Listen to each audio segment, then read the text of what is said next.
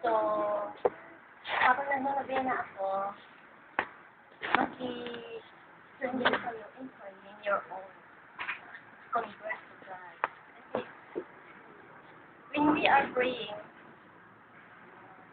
God let us convert to Him. That is the way converting to God, by praying. Diba? So,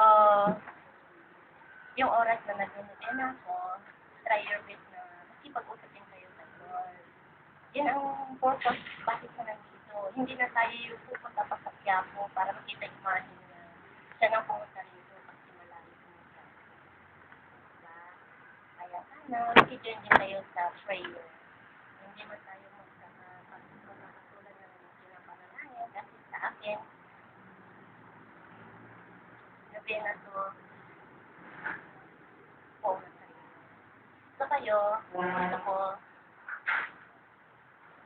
idasal nyo rin yung mga sarili-sarili yung mga panalangin. Kasi ang dasal, ang kaibahan ng dasal at panalangin, ganito.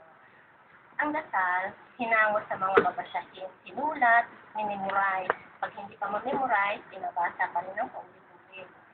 Pero yung panalangin, maski wala kang binabasa. Ito ng dasal. Hinuhugot mo sa kalusuran ng yun ang panalangin. Yun ang kaibahan ng dasal at panalangin.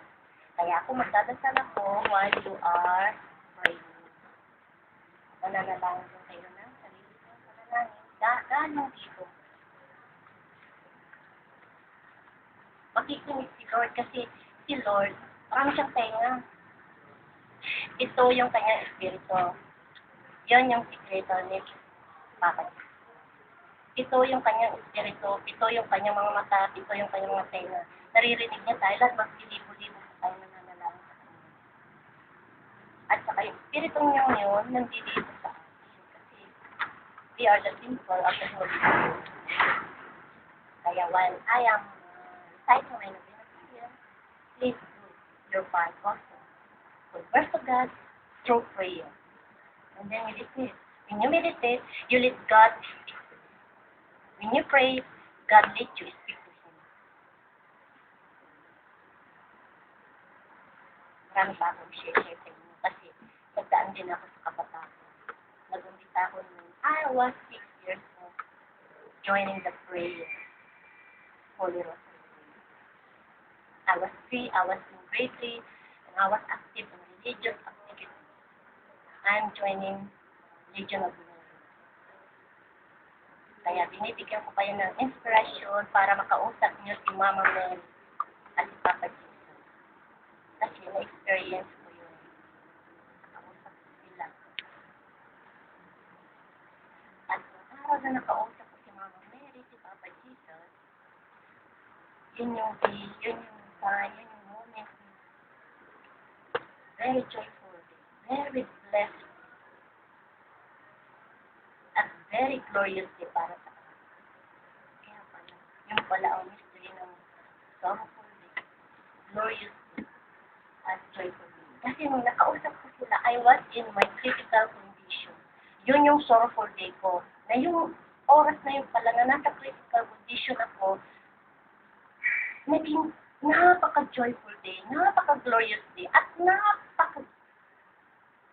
napaka-joyful day, glorious day, napaka-luminous day pa.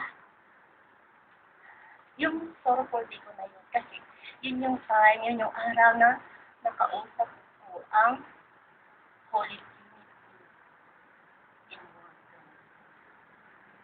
Yung Holy Trinity in one God, ibig sabihin, iisang Diyos siya na mayroon siyang tatlo pagkatao.